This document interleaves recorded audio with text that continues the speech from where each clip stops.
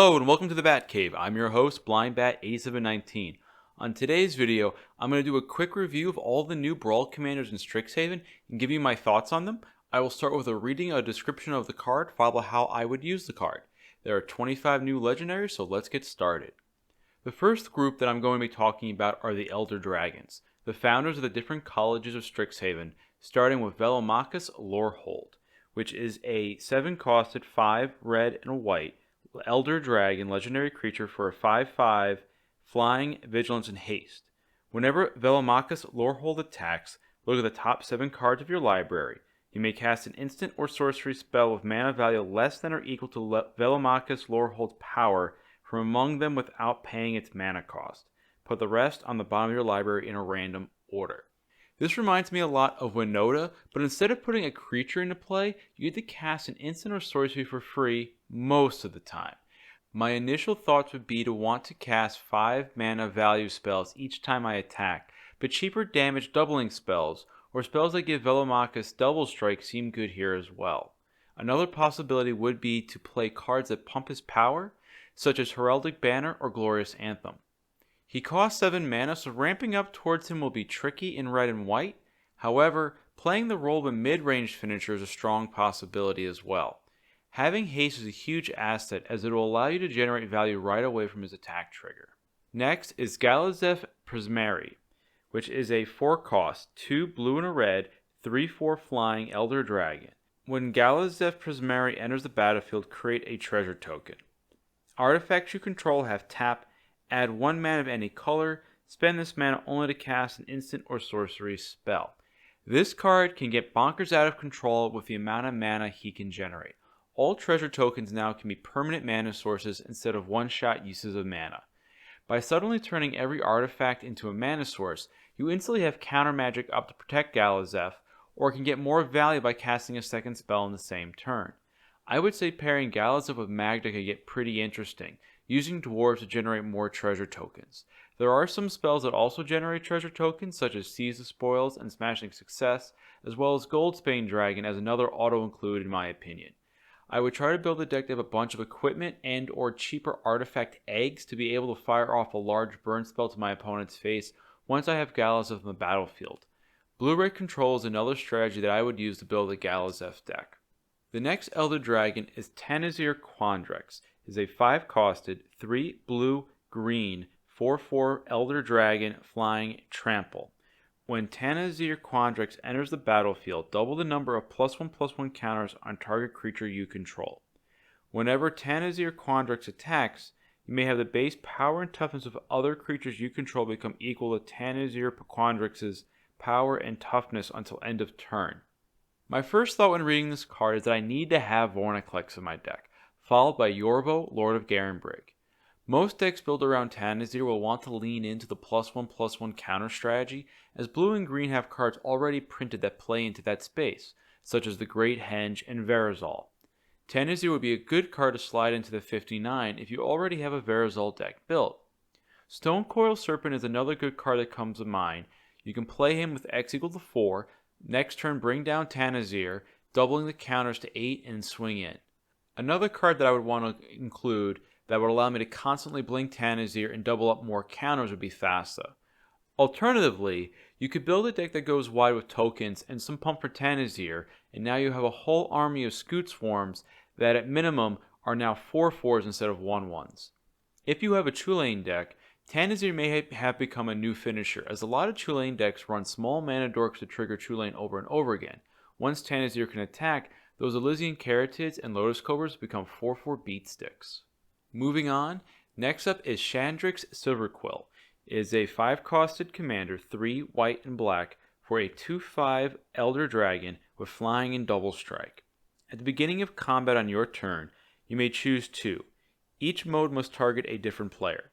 Target player creates a 2/1 white and black Inkling creature token with flying. Target player draws a card and loses 1 life. Target player puts a +1/+1 count on each creature they control.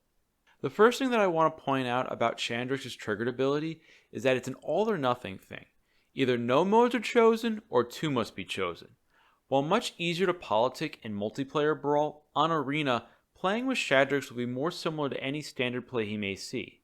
The real key to building a Shadrix deck will be how best to create unequal uses of the three modes. For example, I don't mind giving my opponent a 2-1 flyer if I have a Cabric the Spiteful out, giving every creature -1/-1 while I pump my team with +1/+1 counters.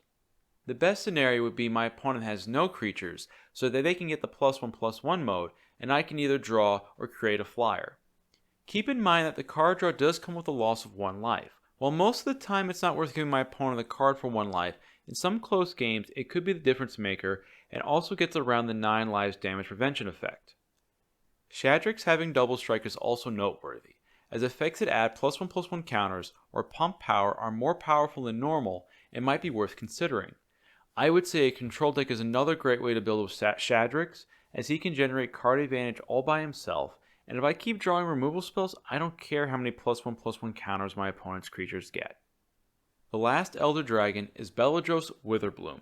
It is a 7-costed, 5 black and a green Elder Dragon 4/4 body with flying. At the beginning of each upkeep, create a 1/1 black and green pest creature token with when this creature dies you gain 1 life. Pay 10 life, untap all lands you control, activate only once each turn. Wow, that last ability.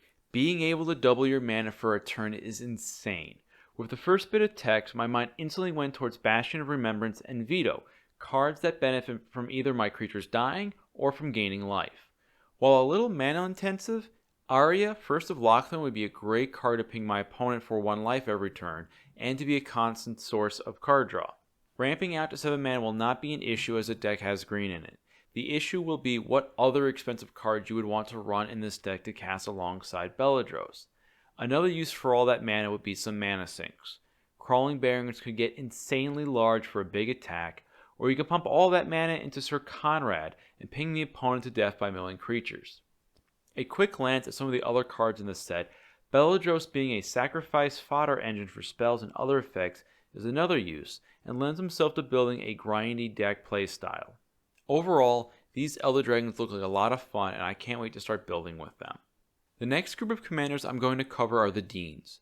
My biggest take on them is that decks with a Dean as a commander should focus on one Dean for the deck strategy and use the other Dean's color to supplement that strategy. Each Dean is very synergistic with the other side, and while it would be great to have both on the field at once, that can't be the case in Brawl. Also, the commander tax is applied to both sides of the card, even if only one side has been cast, just like with the double-sided commanders from Kaldheim. So as a refresher, if the front Dean dies, the back Dean will cost 2 more, even though the back Dean hasn't been cast yet, making the strategy of using one Dean for setup and the other Dean to close out very costly mana-wise. For Deans that are white, blue, and black, Flicker, Blink, and Return when dies effects will allow you to flip the back side of the card to the front without first having to have the cards go to the command zone. Bounce cards are another means of being able to play the other Dean without a trip to the command zone and having to pay the commander tax. For non-singleton formats, I think these Deans are very well designed and do a wonderful job of mitigating the downside of playing 4 copies of the same legendary creature in your deck.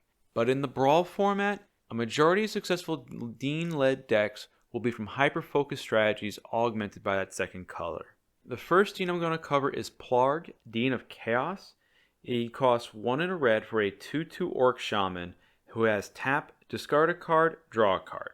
He also has 4 red tap, reveal cards from the top of your library until you reveal a non-legendary, non-land card with mana value 3 or less. You may cast that card by paying its mana cost. Put all revealed cards not cast this way on the bottom of your library in a random order. A 2/2 body for 2 mana is a good start, with his draw ability being good in the late game, or if you're having mana issues, to possibly draw out of said issue. His second ability is best if there's a specific card you're looking for and it's the only thing that is 3 mana or less. That card had better be something that wins the game to be worth jumping through all those hoops though. Other than searching for a specific game-winning card, I don't think Plarg's ability is really worth the 5 mana and building around. While you could sneak in extra creatures on your opponent's end step, by the time you have the mana to activate the ability, my opponent will have had the time to get an answer ready. I'm not really excited to start building around Plarg. On the flip side, we have Augusta, Dean of Order. She costs 2 and a white for a 1/3 human cleric. Other tapped creatures you control get +1/+0. Other untapped creatures you control get +0/+1. Whenever you attack, Untap each creature you control, then tap any number of creatures you control. Augusta is an interesting creature as it can make combat a nightmare for the opponent and allow me to pick the most advantageous position for each of my creatures. Want more damage because my opponent's board is clear? Keep my creatures tapped. Want to have my 2/2 survive combat with my opponent's 2/2? Untap it so it becomes a 2/3. Does my creature have an activated ability I want to use a second time, or do I want to give my creature pseudo-vigilance? Untap them. It's not an all or nothing thing, as I can choose to retap a creature if the power pump is more important, maybe because the toughness is high enough, or I want to threaten killing a creature on my opponent's side of the board. I can see myself building a white weenie aggro deck around Augusta and splashing red for some of the better removal spells and card draw effects. And while I said that having one side die to replay the other isn't the best strategy, both sides of this card are cheap enough that it is possible. I can see a situation where it would be better to cast Plark instead of Augusta in the late game because I need to draw myself to a finisher that I have in the deck. The next scene is Uvilda, Dean of Perfection. Uvilda costs 2 and a blue for a 2/2 Jin Wizard. Tap. You may exile an instant or sorcery card from your hand and put 3 hone counters on it. It gains at the beginning of your upkeep. If this card is exiled, remove a hone counter from it, and when the last hone counter is removed from this card, if it's exiled, you may cast it. It costs 4 less to cast this way. This is an interesting take on Suspend and or Foretell. It only applies to sorceries and instants, and it reduces the cost by 4. As exiled cards are face up by default, your opponent will see it coming and have 3 turns to prepare for the spell. Granted, you'll also have 3 turns to protect the spell if you really need it to resolve. The first bunch of cards I would want to use would be high mana value cards that I can't cast early but can get a discount later on. Ideally, I would activate this ability on my opponent's end step so that the first counter will come off right away and give my opponent 1 less turn to prepare for my spell. Now, the other thing to keep in mind is that colored mana will still be needed to cast a spell, but if the exiled card is one of the new colorless lessons, the spell may end up being cast for free due to the mana reduction ability of the last hone counter. Another mana trick to be aware of are X spells. Take Perforos's Intervention for example. The X value will be determined when you cast the spell, so you could set the X to 4 and just pay 1 red mana to get a 4/4 body or deal 8 damage. Or you can pay more into the X to get a bigger effect at a reduced rate because of the mana reduction. I could see building a Spellslinger style deck with Uvalda or just a big spell deck in general. Untap effects would also do wonders in the deck, as it will allow me to activate Uvilda's ability multiple times to have several spells ready to go off. Let's turn Uvilda over and look at Nasari, Dean of Expression. She costs 3 red for a 4/4 Ifrit Shaman. At the beginning of your upkeep, exile the top card of each opponent's library. Until end of turn, you may cast spells from among those exiled cards, and you may spend mana as though it were mana of any color to cast those spells. Whenever you cast a spell from exile, put a +1/+1 counter on Nasari, Dean of Expression. The first ability is very slow and not worth the hassle to trigger because the spells that are exiled are not free to cast, and you only have until the end of the turn to cast a spell. I would say not to build around this ability as you will be disappointed more often than not. The second ability is a little more dual, as Foretell and Adventure spells are cast from exile. If you include this card in a Grixis deck, cards cast from Tybalt's ability will also trigger the +1/+1 counter effect, as well as cards that are cast from Robber of the Riches effect. Nasiri doesn't really excite me. It could be a closer for a blue-red control build, or you could try building a Voltron deck using Adventure and Foretell cards to give Nasari +1/+1 counters. Heading over to the Quandrix College, the first Dean is Kian, Dean of Substance. She costs 2 and a green for a 2/2 Elf Druid. Tap, exile a top card of your library. If it's a land card, put it into your hand. Otherwise, put a study counter on it. 4 and a green, create a 0/0 green and blue fractal creature token. Put a +1/+1 counter on it for each different mana value among non-land cards you own in exile with study counters on them. Kian seems slow to me, as you first have to spend a couple of turns exiling cards to put study counters on them, and then to have to spend 5 mana to maybe get a 3/3 creature. I don't think it's that good. I believe that Quandrix does have a fractal token theme that can be built around, but at the moment I'm not really impressed with Kian. Now let's look at Imbraham, Dean of Theory. He costs 2 blue for a 3/3 bird wizard, flying, X blue. Tap. Exile the top X cards of your library and put a study counter on each of them. Then you may put a card you own in exile with a study counter on it into your hand. I feel Abraham could be interesting at the helm of a self-milling deck that tries to win with Thassa's Oracle. Even if the Oracle is exiled with a study counter, Abraham can put it into my hand later on when I need it for me to win. I would use the access to green mana to ramp out my mana as fast as possible so I can exile more cards at a time, and then the blue to control the game later on while I wait to get an Oracle into play. The other way I can see playing these Deans in tandem would be to exile a lot of cards with study counters on them with Abraham's ability, and then switch over to Kian to start creating fractal tokens. While Abraham could die and then I can cast Kian, blink effects such as from Thassa, Deep Dwelling, or Escape Protocol would allow me to flip Abraham over to Kian much more easily. Next up is Shail, Dean of Radiance. Costs 1 and a white for a 1/1 bird cleric with flying and vigilance. Tap, put a +1/+1 counter on each creature that entered the battlefield under your control this turn. I like the idea of doing a go-wide token strategy with Shail, using cards like Omen of the Sun, Bazriket, and Cub Warden to put tokens into play to put counters on, and then saving all those counters from board wipes with the Ozolith. Black has a few token makers that could be useful as well, such as Bastion of Remembrance, Night Squad Commando, and Deathbloom Thalid, as well as some cheap recursion spells to bring Shail back to the field. Call of the Death Dwellers comes to mind. Shail is also a cleric, so he can work with the party mechanic and can easily be slotted into your existing Aura or Tazri decks. Converting to the dark side, we have Embros, Dean of Shadow. He costs 2 black for a 4/4 human warlock.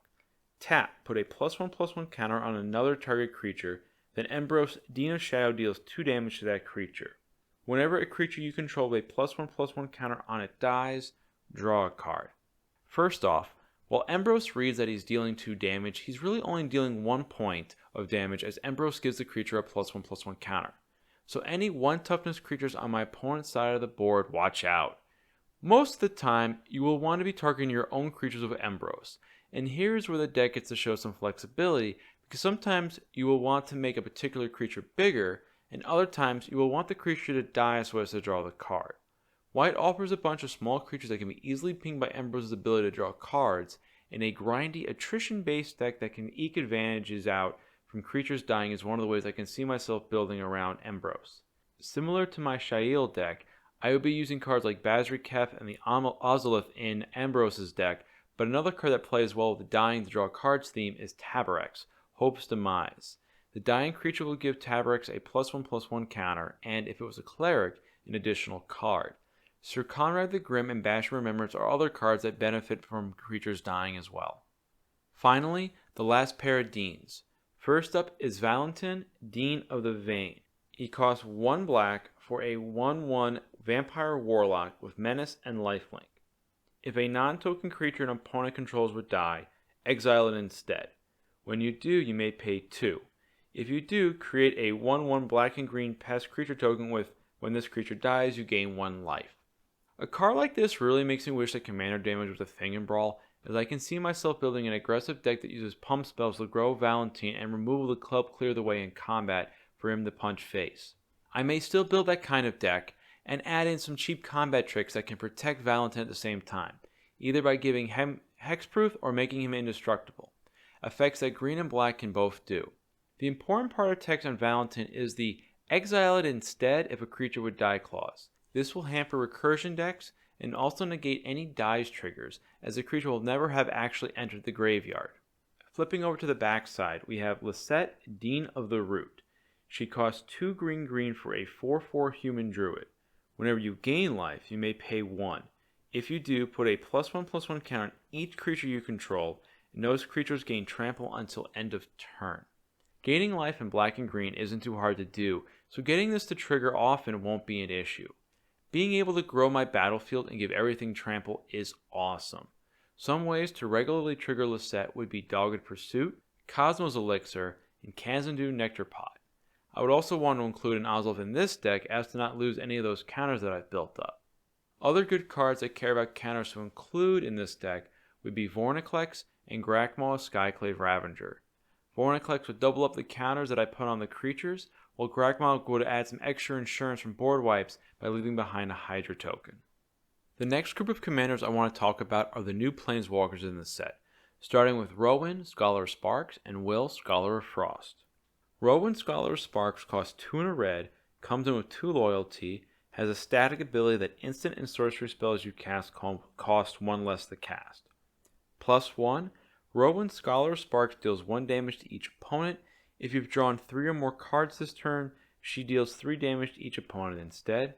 And then -4, you get an emblem with whenever you cast an instant or sorcery spell you may pay 2.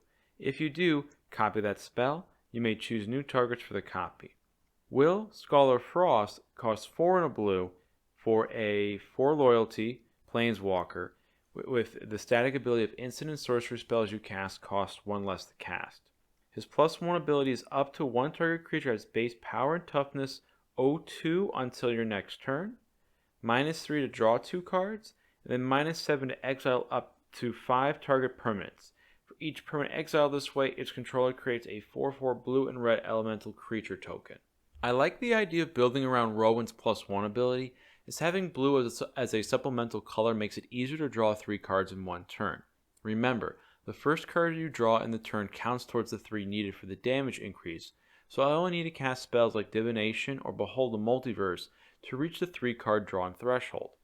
I would make a play for the emblem, which seems simple enough to get to, and, while not game winning by itself, will take control of the game by being able to double all of my spells for only 2 extra mana. With Will, I am a little less impressed, as paying 5 mana to draw 2 cards is below rate. Granted, he can absorb some damage that was meant for me, but with only 1 loyalty left at that point, my opponent doesn't need to send the biggest creature his way to finish him off. Both sides have the mana reduction for instants and sorcerers, which may mean that it's correct to play either side off curve so as to have a cost-reduced spell to cast to protect the planeswalker. While the version of Rowan and Will we meet in Throne of Eldraine lends itself to more aggressive creature builds, I would say that the Strixhaven version is more of a control build or a new card to try in a Real deck. Next up is Kasmina, Enigma Sage. She costs 1 green-blue, comes in with 2 loyalty, and has a static ability of each other planeswalker you control has the loyalty abilities of Kasmina Enigma Sage.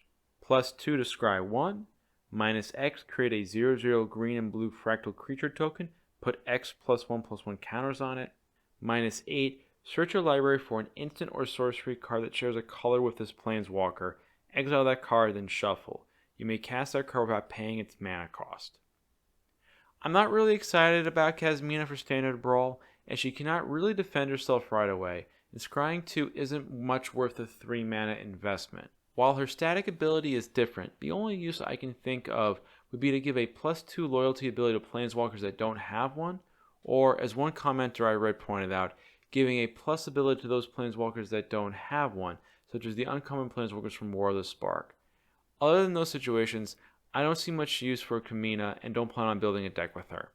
Moving on to Liliana in Disguise, let's meet Professor Onyx. She costs 4 black, comes in with 5 loyalty, with a static ability of Magecraft.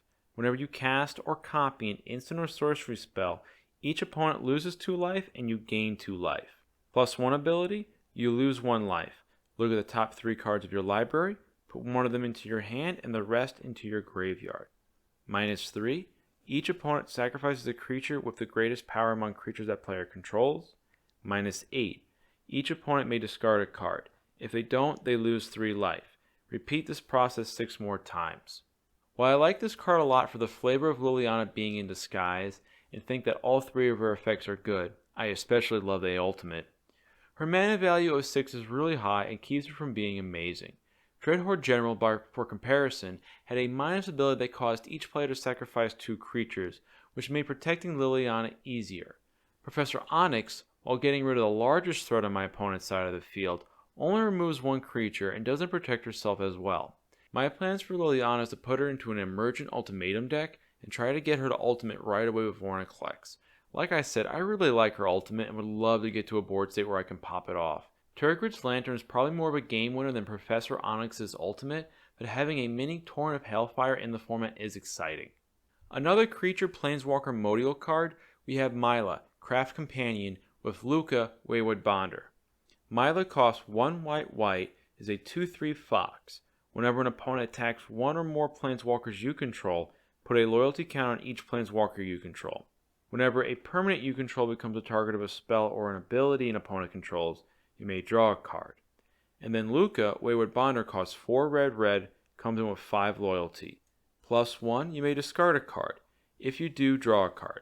If a creature card was discarded this way, draw 2 cards instead. -2, return target creature card from your graveyard to the battlefield. It gains haste. Exile it at the beginning of your next upkeep. Then -7, you get an emblem with whenever a creature enters the battlefield under your control, it deals damage equal to its power to any target.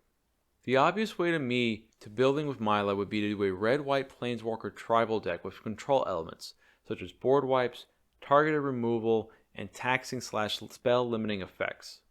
The other place for Myla would be either a Jeskai or Mardu deck centered around Planeswalkers. The third color would give you more options in terms of Planeswalkers to include in the deck that Myla can protect at the cost of not always having Myla around to protect them. For Luca, I can see myself building a big red deck with a lot of discard draw effects like Tormenting Voice and Cathartic Reunion that can help me fill my graveyard with some big creatures that I can bring back with Luca's -2 ability. Luca's mana value being at 6 is why I would run these discard effects, so by the time I get him onto the battlefield, I already have targets in my graveyard for me to reanimate and don't have to use this +1 ability first. To play up the theme further of cheating things into play, I would include the original Luca along with some token makers so I can use the original Luca's minus ability to cheat creatures in, and these tokens will also help me buy some time against aggressive decks. I would also run Tybalt's Trickery to counter one of my own spells to try and hit one of the bigger threats I'll be running in the deck. Both of these kinds of decks are different from the usual aggressive decks that Boros colors typically are, and I look forward to experimenting with these cards. This next group has the last of the rare and mythic rare commanders. First up is Hoffrey Ghostforge. He costs 3 red-white for a 4/5 dwarf cleric. Spirit you control get +1/+1 and have trample and haste. Whenever another non-token creature you control dies, exile it. If you do, create a token that's a copy of that creature, except it's a spirit in addition to its other types, and it has, when this creature leaves the battlefield, return the exiled card to your graveyard. While Spirit Tribal is one way to go with Hoffrey, it's not necessarily the only way. As Hoffrey costs 5, I feel that building Spirit Tribal with him isn't correct because you either ramp with him via artifact mana and have no creatures in play to get the pump, or you try to curve out to him only for your board to be wiped the turn before you cast him. I think the best strategy for building with Hoffrey is to play mid-range good stuff so that when your creatures die, you get a second use of the creature that has haste and the +1/+1 pump. In this strategy, Hoffrey is an insurance policy against board wipes that destroy your creatures. Another interesting card of Hoffrey would be to build a Pyre of Heroes chain into the deck, as this is a way to take advantage of his creature recursion ability. May be a little tricky to work, as the ability costs 2 to activate and he's a 5 mana value commander, but it can be worth exploring, especially with some ETB creatures that can be chained together. Next up is Blex Vexing Pest. He costs 2 and a green for a 3/2 pest. Other pests, bats, insects, snakes, and spiders you control get +1/+1. When Blex Vexing Pest dies, you gain 4 life. My first build would be around Blex's ability and the creature type that he lords over. These are creature types that don't have a lot of lord support, so I'm interested in building a deck around them. And hey, he pumps up bat creatures. I have to give him a try. The backside is a sorcery called Search for Blex, which costs 2 black. Look at the top 5 cards of your library. You may put any number of them into your hand and the rest into your graveyard. You lose 3 life for each card you put into your hand this way. I don't plan on using the backside in a Blex focused deck, instead choosing to build around the small pest that Blex is able to pump. If I were to build around using Search for Blex, I would use it as a means of filling my graveyard with creatures that I would want to animate with Nissa Shadow Bows, Back for More, or any of the other black reanimation spells that are in the format. Egon's other side would be another self-mill engine that I would include in the deck. As for my targets, I like expensive creatures that have abilities that can be used earlier in the game, such as Void Beckoner, or creatures with useful ETB effects, such as Goreman and Massacre Worm. Moving on, the next card is the new Mardu commander. Extus Auric Overlord costs 1 white black for a legendary creature human warlock 2/4 body, double strike. Magecraft. Whenever you cast or copy an instant or sorcery spell, return target non-legendary creature card from your graveyard to your hand. What makes Extus a Mardu card is his backside. which reads, Awaken the Blood Avatar, 6 black red. Sorcery. As an additional cost to cast this spell, you may sacrifice any number of creatures. This spell costs 2 less to cast for each creature sacrificed this way. Each opponent sacrifices a creature. Create a 3/6 black and red avatar creature token with haste, and whenever this creature attacks, it deals 3 damage to each opponent. Looking at Exodus, the deck would be a focused Voltron deck that would use cheap instants to pump Exodus to deal more damage with his double strike ability, while using cheap creatures such as Selfless Savior and Alced of Life's Bounty that can be sacrificed to protect Exodus and that are returned to hand with his ability. I really like this idea and look forward to trying it out in the arena. I don't plan on using Awaken the Blood Avatar, but it is worth noting that sacrificing creatures to reduce the cost also works for reducing the commander tax on the spell. Cards like Nightmare Shepherd, Hoffrey Ghostforge, and Offspring's Revenge can give you rebuy on the creatures you sacrifice to cast the spell, which can help set up a turn where you can cast Awaken twice to get 2 avatars into play. Unimpeded, that would be 12 points of damage in 1 turn. The next card I'm going to talk about is one I would consider putting into this Exodus build I discussed. It's Mavinda, Student's Advocate. Costs 2 and a white for a 2/3 Bird Advisor with flying. Pay 0 mana. You may cast target instant or sorcery card from your graveyard this turn. If that spell doesn't target a creature you control, it costs 8 more to cast this way. If that spell will be put into your graveyard, exile it instead. Activate only once each turn. And then the reminder text of, you still pay the spell's cost. Timing rules for the spell still apply. As a card in the 59 of a Voltron deck, Mavinda allows me to cast my pump spell a second time at cost, effectively giving me more cards to cast than my opponent. The downside is that anything that isn't a pump or protection spell is extremely overcosted. This includes spells beyond removal from my opponent's permanents, such as card draw spells. As the leader of his own deck, I think a Mavinda would be extremely difficult to use as his ability is very narrow, and in terms of the mono-white commanders out there right now, there are better ones to build around than Mavinda. But if you figured out a way to make Mavinda work, I would love to read about it in the comment section below. Another commander that I don't think is worth building around is Jadzi, Oracle of Arcavos. She costs 6 blue for a 5/5 human wizard. Discard a card. Return Jadzi, Oracle of Arcavos to its owner's hand.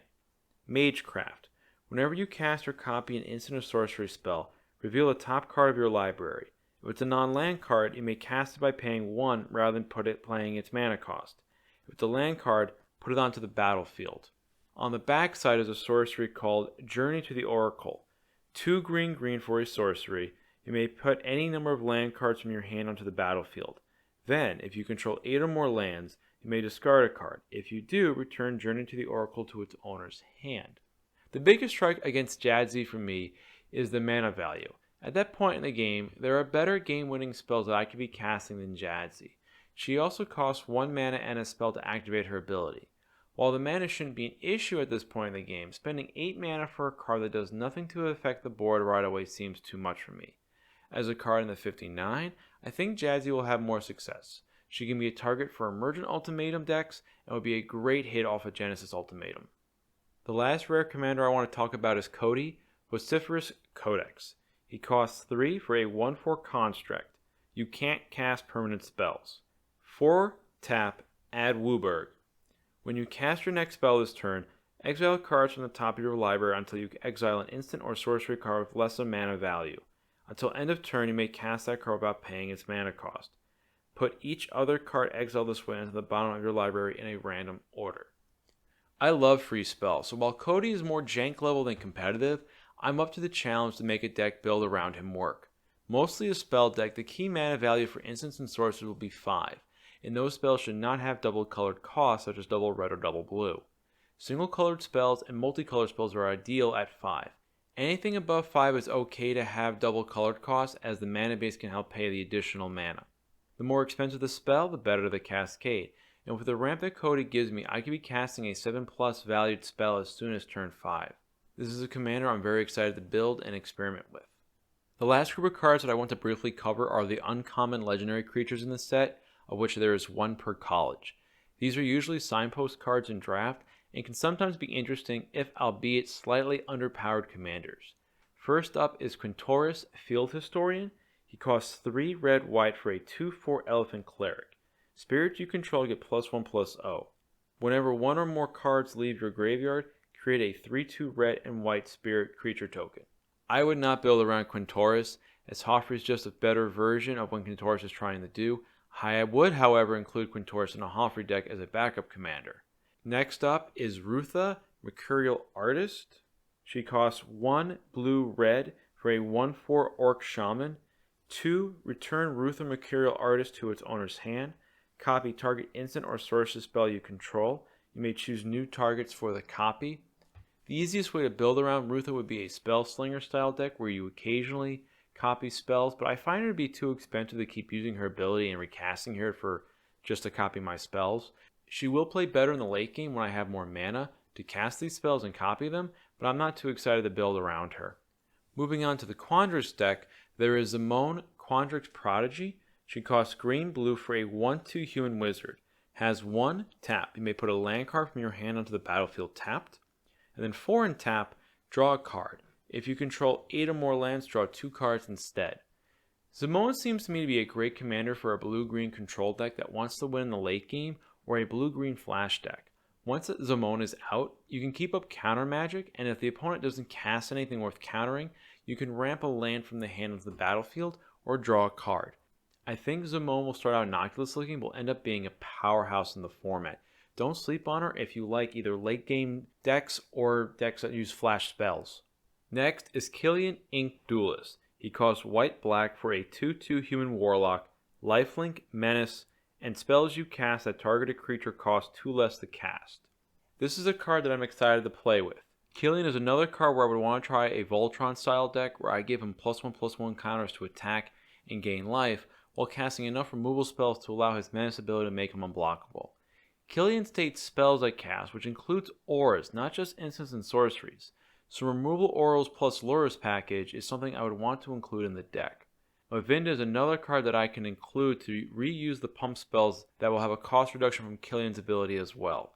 The synergies that can be built into the deck has me very excited to play with it in the arena. The last card I'm going to talk about is Dina, Soul Steeper. I see Dina as more of a support card in other green-black decks that have a life drain or sacrifice theme to them, and not a commander to be built around. The life drain effect isn't as powerful as say Veto's, and as there's no commander damage in the format, giving your opponent a large creature isn't appealing to me. If there was a way to give the sacrificed creature first strike, that can make Dina more interesting, as I could swing with both creatures, have the first strike creature deal its damage, and then sacrifice it to Dina's ability before she deals her damage. That scenario is not going to happen often enough to make it worth building around Dina, but if anybody in the audience has a Dina deck they would want to share, please leave a comment down below. My last thoughts on the format before I end the video is that I expect to see more 3-color commanders from Ikoria being played in order to use 2 colleges at the same time in one deck. I know that I want to build again with Nethroi, as there are cards from Silverquill and Witherbloom, such as the Deans, that I would want to play in the same deck because they synergize very well with one another. This holds true for any 2 colleges that share a color, and there is enough overlap and synergy between them that's worth exploring in this format. And that will do it for the video today. Let me know which of the new commanders you're excited to build with, and which ones you would want to see me play on the channel by leaving me a comment down below. If you liked today's video, click the thumbs up icon, and if you really liked what I'm doing, please consider subscribing to the channel. This is a new type of video that I was doing. Let me know if it's something you want to see more of. As always, thank you for visiting the Batcave, and have a great day.